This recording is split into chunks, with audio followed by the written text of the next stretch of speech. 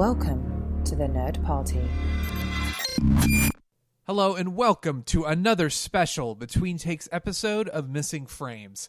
I'm your host, Shawn Eastridge. I'm closing out my 2020 Atlanta Film Festival coverage, and I'm going to need a little help from some of my friends. So I got in touch with my good buddy, Kale Smith, the brilliant man behind the Youth Critic podcast, to send things off. So in this episode, the two of us talk about the festival experience as a whole, what it was like doing it digitally, the pros and the cons, and we review some of the feature films we watched. Now, just a fair warning, this is technically like a two-parter of an episode, and in order to hear the rest of our conversation, you're going to have to head over to Kale's podcast, The Youth Critic, on Podbean to hear part 2, which includes more of our discussing and reviewing feature films, as well as our discussions about short films and documentaries. Now, this episode, this part 1 that I got stuck with, is a little gloomy. The films that we discussed were not my favorites. They weren't really either of our favorites, and we ended up saving a lot of the good stuff for part 2 on the Youth Critic podcast. So if you want to think of it this way, it's kind of like Deathly Hallows, where this episode is a little bit like part 1, where you're kind of wandering through the woods looking for Horcruxes, arguing with your friends while you're camping. There's some value there, but Kale, that lucky bum, he gets like the Battle of Hogwarts and all the big payoffs you've been waiting for. So, what can you do? But either way, I hope you enjoy listening.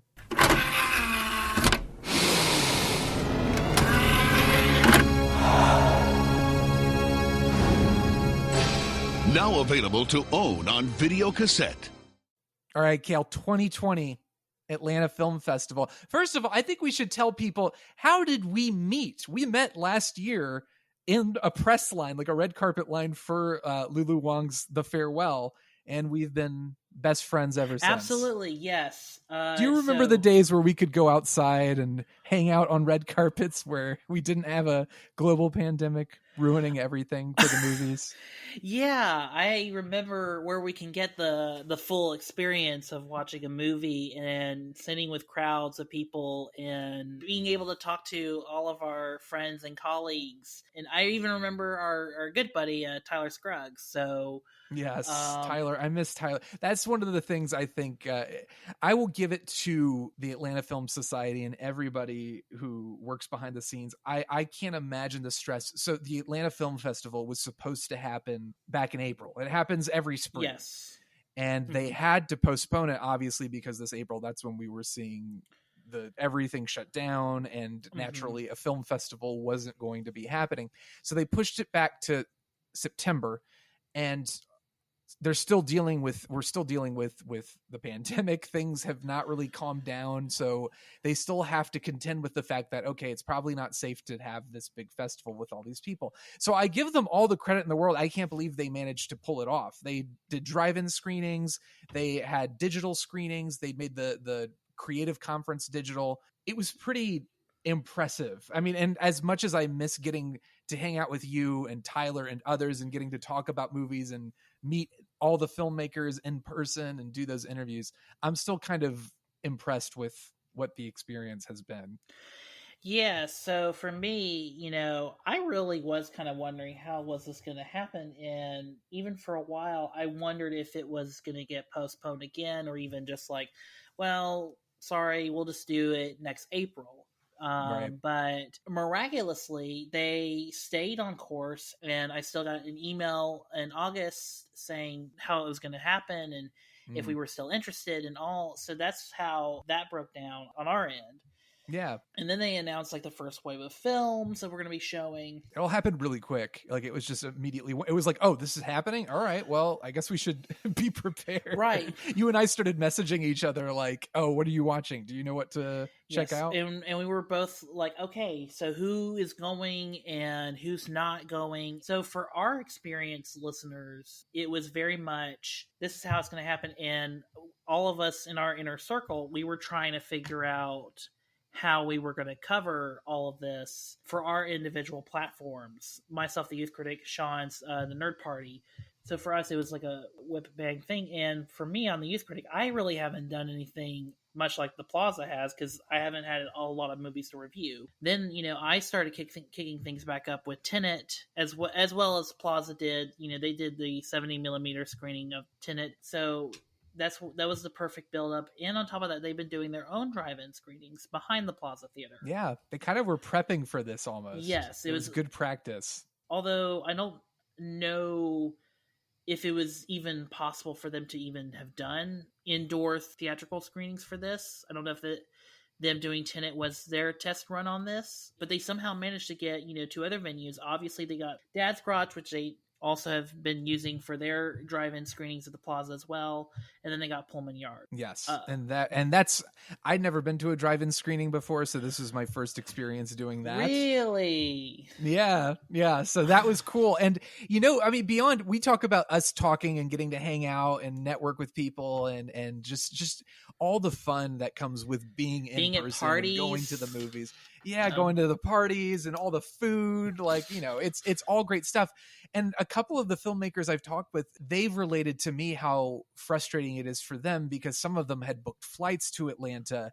And beyond that, this is, for many of them, their chance to talk with distributors and to network with people who are going to get their movie out there and are going to purchase it. So you lose that level of networking as well. And I imagine that is just a whole other layer of frustration. It's frustrating on every level. What surprised me is how well everything, despite the complications, seemed to come together. And it's not the same experience, but it was a positive experience for me, at least, to the extent that it could be. Right. To also add to that too, for some of these films that are going to be at film festivals and circling the festival circuit, they're going to be, some of them are going to go straight to either a VOD or streaming release due to, circumstances. So for them, this would have been their only chance to interact with an audience, have their own kind of version of a theatrical experience. Yeah. And now, because of COVID, that's even getting cheated, because not saying the drive-in experience is not a theatrical experience. No, that's a very legitimate experience, but you don't get to hear people laughing. You don't. Yeah, exactly. No Q&As. Yeah, you don't have the Q&A. You don't hear people gasping, or you don't have that energy that you get from a theatrical experience, because we're all perfectly safe in our cars. Yeah.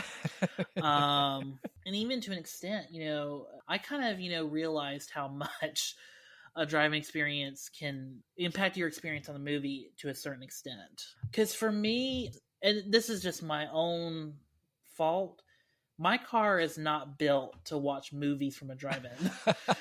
It's a good point. I don't think many people were expecting drive-in screenings are going to become the norm. So I had a similar experience where the experience I had, I only went to one of the screenings, was positive, but I ordered food thinking this is perfect. I want food in my car. And then I realized my whole car is stinking up. I had to roll down the windows, and then, the sound, it becomes a little less easy to hear. So there are just things that I don't think people thought about. Some people whose cars have weaker batteries, maybe they can't start their car after the movie's done. So I don't think, there are complications to it. It's great in theory. There are definitely things that can hinder it and make it a less than ideal experience, for Absolutely. sure. And it's not, it's not the festival's fault. I don't fault the festival for any of everyone's personal problems with viewing the films. Yeah. But for me, it's just, that's where I realized, oh yeah, that's why Nolan is really not happy with people watching his movie in a drive-in. You're also reliant on, especially for a filmmaker like Nolan, who is you have to see my movies in a movie theater with the best sound in IMAX.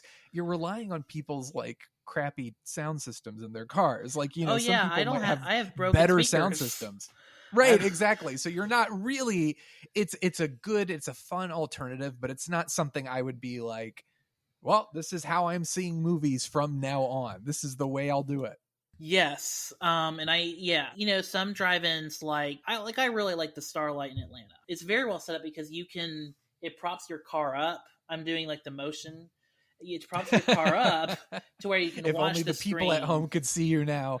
Yes. I feel like I'm there with your hand movements and showing me. I feel like I'm there right now. It kind of props the pavement props your car up to where you can watch the movie, at a better angle. Whereas my car, it's like, let me slide down, lean my seat back. Oh, I could take a nap. Wait, no, I'm watching a movie. No, I have to stay awake. Stay awake.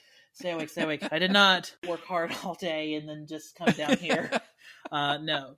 Yes, so it's it is what it is. But right, and my experience was great. The Abbey Singer catered to if you were at the Pullman Yard. I don't know about the Dad's Garage. I didn't get to go to Dad's Garage. Yeah, Pullman Yard, that was the same for me. That was the only one I got to go to. But Pullman Yard, the Abbey Singer restaurant catered, and they brought out the biggest pork chops, just the biggest sandwich I've ever seen.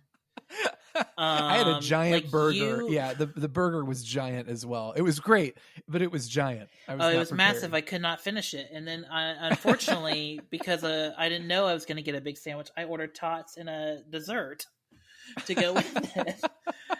Did you get that, the little Jell-O pretzel thing? The upside down strawberry salad? Strawberry pretzel great. Salad? Yes, that was fantastic. I loved that. Just a shout out to Abbey Singer for their pretzel salads. We should have them all the time. Yes, thank you. And thanks to the Abbey Singer. I don't think they're paying us to promote them, but... so we take it all back. But yes, they were great in sponsoring for the Atlanta Film Festival. And I actually really loved the curbside service for not only the concession stand at the plaza and Pullman, but Abbey Singer just having someone bring it to your car. I think that really helped. Well, they had it all worked out. It was very, I went to see Catching Up. That was the one movie I saw, and it wasn't a packed screening. So it wasn't like there were many issues getting in or out of the building. So basically it was like this empty factory building, and they had a screen set up, and they would just kind of direct the cars in, and you all had your own parking spot. But like, it was very easy to get in, very easy to get out. They clearly had the method down to a T. So it was like, everyone knocked it out of the park as far as making this the best possible experience it could have been. We want someday, maybe in 2021, in a few months, because they haven't pushed back the 2021 film festival. It's happening in April, so that'll be fun. Obviously, hopefully by then we'll be able to actually go to movie theaters again, and we'll be able to have a relatively more normal experience. I hope so. If 2020 has taught us anything, there's no guarantee in anything. Oh, God, I know. But here's the thing I'll say. I was so proud of everyone there, and all the organizers. And, I think Christopher Escobar and Cameron McAllister, I think they did an incredible job organizing this event. And just everyone at Atlanta Film Society just doing great work and trying so hard to put on a show. Like, I can't even describe how difficult this probably was for everyone involved. And they're probably all this Monday at work just like... They've earned a break. Take a vacation, guys, if you haven't already. Please, you've earned it. And your turnaround time's much shorter now. Yes, perfect. Well, hey, at least on the plus side, if we ever have to deal with another global pandemic, they'll be able to make it work. Is that a plus side? I don't know. Yeah, and also, here's the best part. We had virtual screenings too, which were so helpful. I was really happy we got when you're pressed, you get access to certain screeners, but there are certain films you just don't get access to. Like, there were some films I just couldn't see that I really wanted to, like Save Yourselves, which I know you saw. Because I couldn't make it to the drive-in screening. But that being said, there were some options for virtual screenings. So beyond the digital screeners we had as press, we were able to gain access to these virtual screenings. We were able to gain access to the creative conference and all those panels if we were able to make it. So they worked around it. They made it very accessible, not only to us, but to everybody who was attending or who couldn't be there in person. I feel like the experience could have been diminished more, but they clearly put forth the effort to ensure that people would have a really good time. Yes. And to be fair, there was plenty of film still to go around. There was still plenty of content. We haven't even mentioned the creative conferences, which I know. I only saw a couple, but just looking at the website, there was just a plethora of stuff, including of course, a master class with Damon Lindelof. I saw that one. That was amazing. I didn't get to watch the whole thing. That was cool, especially that Chris Escobar was doing it from literally the plaza. Yes. So you mentioned narratives. So do you want to kind of get into that? Let's do it. Let's chat about some films now. We've talked enough about how great everybody is, so let's do that. I guess I'll just start with the first one I watched. And again, because most of I didn't go to many drive-in screenings. Most of my films were watched at home. This was one of the screeners we had, but the first movie I watched was Milkwater. So Milkwater was written and directed by Morgan Ngari. I think that's how you pronounce her name. I cannot help you. It's all right. You just give me moral support. That's all I need, Kale. But go. It stars Molly Bernard, Patrick Breen, who I believe was in Galaxy Quest as well, which made me really happy. He was one of the aliens from Galaxy Quest. Okay. But did you see Milkwater? I can't remember if you did. No. What is exactly the premise? Because I'm going to read this directly because I'm lazy. Again, I'm it's clearly very well prepared. So it's on the website. The description is: seeking direction and purpose, Milo rashly decides to become a surrogate and egg donor for Roger, an older gay man she meets in a bar. However, as Milo becomes increasingly attached to Roger, she starts leveraging the pregnancy as a means of staying embedded in his life. There's more, but that's basically it. It's a fun concept. It's like the trailer was funny. It's a fun concept. I didn't love it. And the character, I don't want to spoil anything, obviously, in case you want to check it out someday. But the character of Milo is extremely insufferable. Molly Bernard plays her. Insufferable. Yeah, Molly Bernard plays her, and she's good. She gives a solid performance. All the performances are solid. It's just Milo comes across as really, really unlikable, and every decision she makes and every choice she makes is always with a sense of selfishness, but the character isn't likable enough for you to give her a pass. And her redemption, because these movies always have a come to Jesus moment at the end where they're like, I realized I learned a lesson. I realized the error of my ways. But the moment for her is just not strong enough to justify her behavior. And the laughs weren't strong enough. The performances were great, but I wasn't that into it, unfortunately. But I also want to preface this with Kale and I, we love movies and we may beat up on a couple, but I also want to preface this. It never fails to impress me when anyone makes a movie. It's way more complicated in the time of COVID. So take all these reviews with a grain of salt and know that I have nothing but respect for everybody involved in their making. I'm just talking about it as an audience member and a film lover, just reacting to the film itself. But just wanted to be clear about that. Yeah, I mean, and to be fair, of course we respect the filmmakers, but we are also here to just try and give you our thoughts and as untainted as possible. So no offense. Yes, I would. I had a tough time with narrative features this year, and we'll talk more about them as we go through them. But what about you? What was the first feature you saw at the festival? Oh God, it's the Bigfoot movie. It's 15 Thing Rules. Let me see if I can find the... 15 Things You Didn't Know About Bigfoot. Number 1 Will Blow Your Mind is the name of the movie. Yes. So, okay, here's the thing. It is very well done. It is a very well done documentary. It was shot actually about maybe 40 minutes away from my house. Oh, cool. Well, yes, because I live in Northeast Georgia, Dahlonega and all that. So I'm very familiar with the town folk. And interestingly enough, I don't think the movie is as funny as it wants to be, but it presented so many funny lines that even though I'm like, it's a fun movie. This is the one movie, other than, of course, our favorite, which we both agree. We both agree. We'll get there.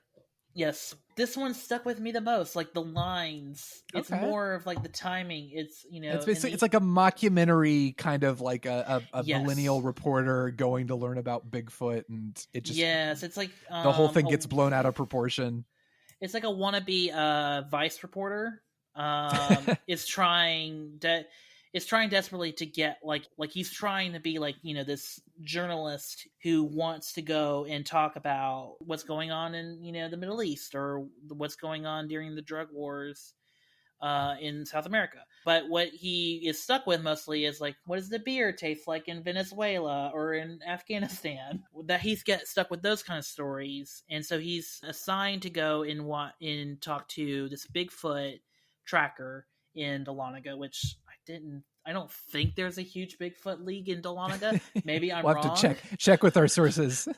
Yes, but apparently there is, and they go and spend a weekend with this Bigfoot tracker, and it yields some surprising results and some surprising twists that I will not spoil. Right. This sounds like fun. So it sounds like you enjoyed it. Yes, I enjoyed it. I walked away from my computer, thinking, it's a C plus, B minus, but really I've climbed up to B plus because I think, Nice. it's, more about these characters who are trying to find the one thing they're trying to accomplish this one goal, and they've made it their life goal. And this Bigfoot journey is the accumulation of it, and that's what that's what I'll say about Bigfoot. It's Awesome. fun. So next up, I watched The Outside Story. Did you see this one? No. This is Brian Tyree Henry stars in it, and I don't know if you've seen the TV show Atlanta, but it's amazing. Yes, well, please watch it. And I mean, we're in Atlanta, we got to watch it. He is amazing. So Brian Tyree Henry is in this movie. Mm-hmm. And I guess he's in this movie because maybe he owed someone a favor. This is another example of a film that doesn't really have a strong narrative to pull it along. It's basically this guy. He's a video editor. He's just gone through a devastating breakup, and he's kind of a shut-in. I mean, he doesn't talk to his neighbors. He doesn't really know anybody, and he gets accidentally locked out of his apartment. So he has to kind of start learning who these people are and interacting with them. Again, fun concept, but even though the film isn't much longer than it's like 80 or so minutes, it just feels like it goes on, and it takes some turns that, especially near the end, didn't feel justified by what the movie. I don't know if the movie knew it was trying to say, and its ending in particular, which again, I don't want to spoil anything about any of these movies. It threw me off so much that the movie, I went from being kind of indifferent to it to being like, I think this really missed the mark. And it's a shame because I love Brian Tyree Henry so much, and he's so good in the movie, but it just didn't work for me. So I wanted to see this movie, and I didn't get to. And I wanted to see it because of Brian Tyree Henry. He's so talented. He has that great monologue in If Beale Street Could Talk, and he's in the Spider-Man movie, or Miles Morales Spider-Man movie, Spider-Verse movie. You mentioned Atlanta, which I know I should watch Atlanta. I'm like, what am I 4 seasons behind now, or 2? Only 2. 3? You're good. Oh, and good. Production's delayed, so you will get there. You got time. But yeah, he's up and coming, and he's right on the cusp of getting his big breakthrough starring role. And I not that the other performers are bad, but he feels very out of place in the film, specifically because he's so good that it's just this kind of like, I don't know if the material merits this strong of a performance, if that makes sense. But let's go. What's your next one? So next one I saw for narrative wise, because I got into documentaries after the mockumentary. I jumped around a bit too.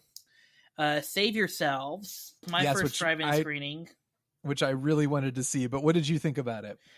Okay, so for those who don't know, Save Yourselves is basically, again, this millennial couple who are just stressed out. They work a lot, but they both are so attached to their phones, and then they decide, you know what, let's go for a week and just be unattached. Let's read books. So they go to this cabin, but the problem is an alien invasion happens.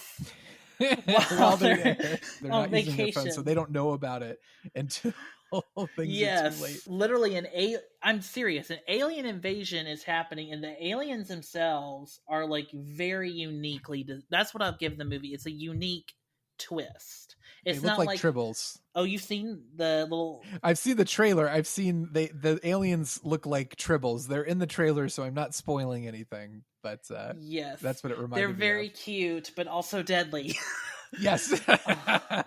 And it's It's a comedic twist on the alien invasion apocalypse storyline. Right. What's great about it is it's these two characters that are basically kind of, exploring what it means to be themselves. Like, what is their relationship in, what is their role in their relationships? It's these interesting things, and then it ends like a David Lynch movie. You're selling it to me. I'm a huge David Lynch fan. I know, but I know you kind of were a little bit, you felt they kind of missed the mark on the premise a little bit. I think it just could have been a little bit more thought out, there's a lot more territory it could have mined. And also, this is kind of my problem with age and just being, in my 20s still. I don't relate to these characters yet. I don't relate to their situation, because the movie is so based on their marital, like they're kind of moving into middle age, and they're in a committed relationship and things like that.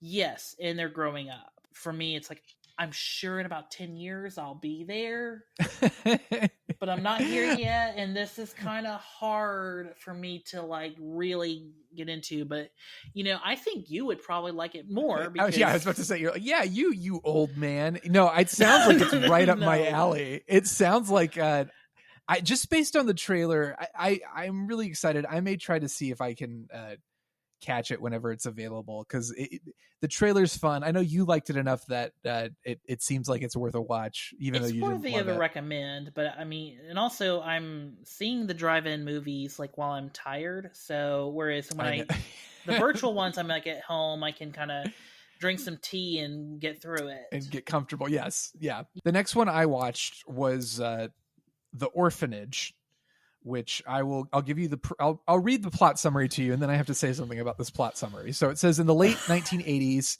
15-year-old Quadrat, I'm pronouncing that wrong, I know I am, lives in the streets of Kabul, which again, this connected. I watched this before Cinema Premiere, which focuses on a movie theater in Kabul. So it was interesting to see them back to back.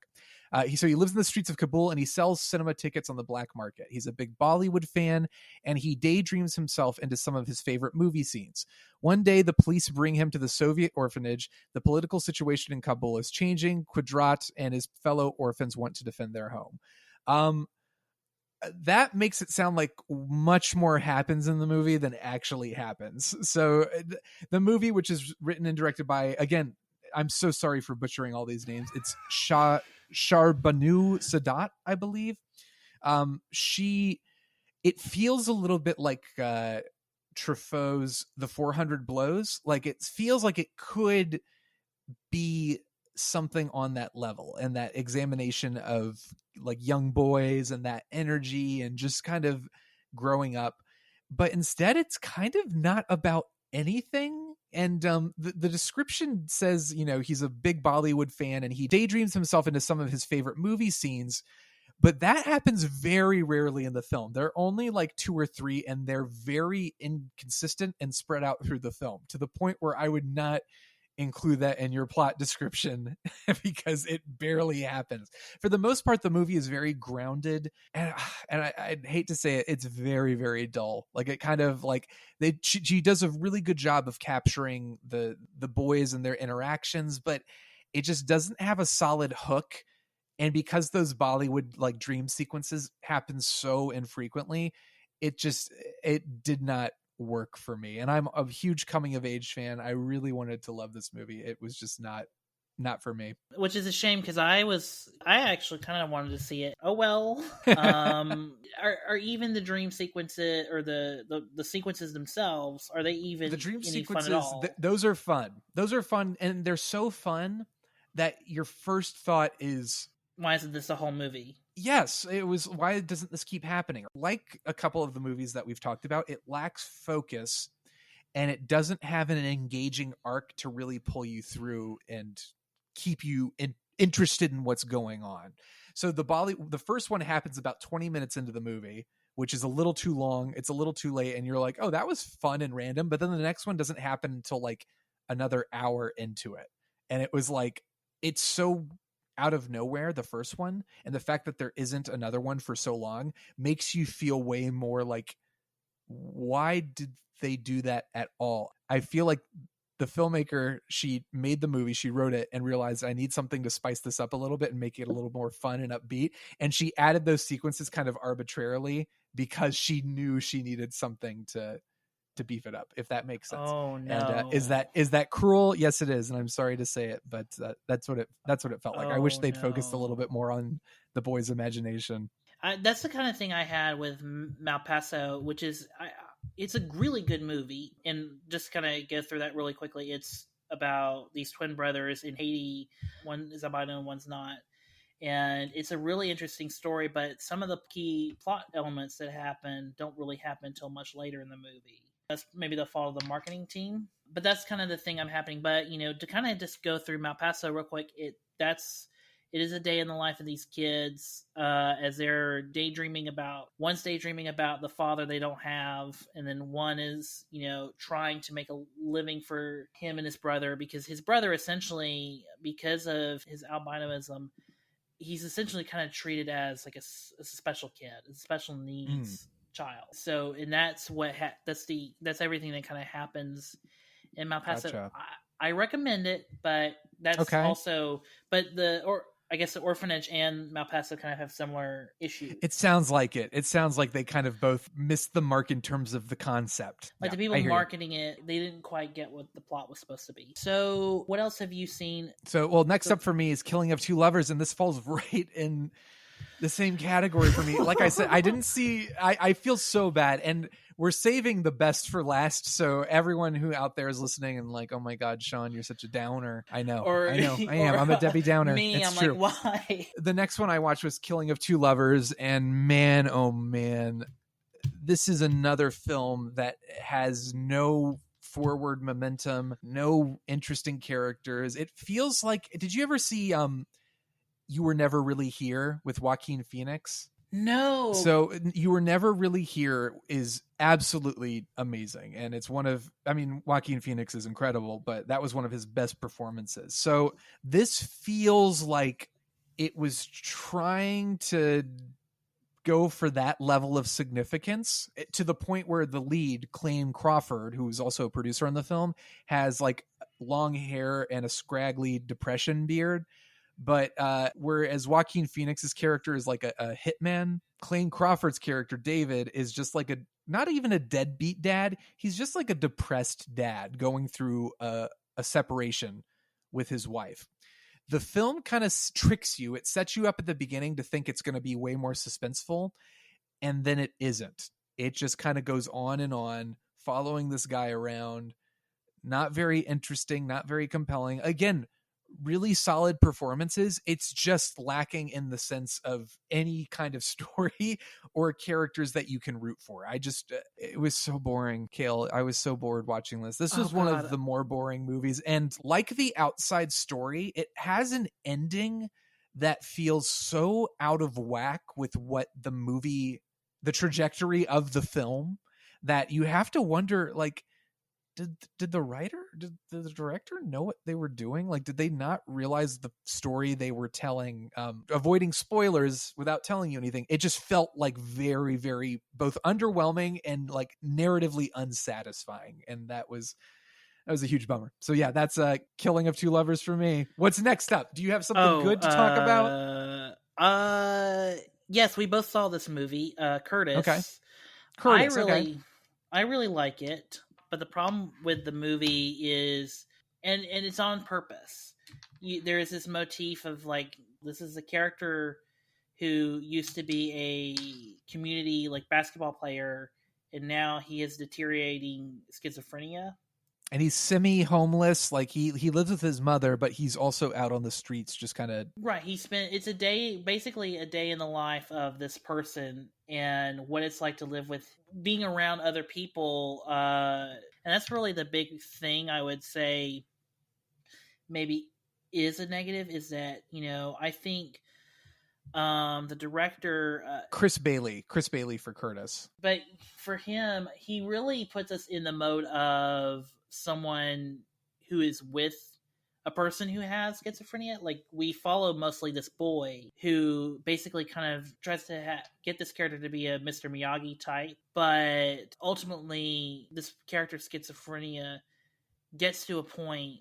It gets to a point where, I mean, he almost chokes his own mother. Yeah, he basically, his condition deteriorates to the point where he can't even, he's no longer connected to reality in any way. That made it kind of hard for me to, Curtis was another one that I respected the craft. I think Chris Bailey has a lot of promise as a filmmaker, but it was another one where it lacked the compelling arc to carry it through. Because on the one hand, you have Curtis, who's just kind of, his mental faculties aren't there enough to make him, he can't drive the story.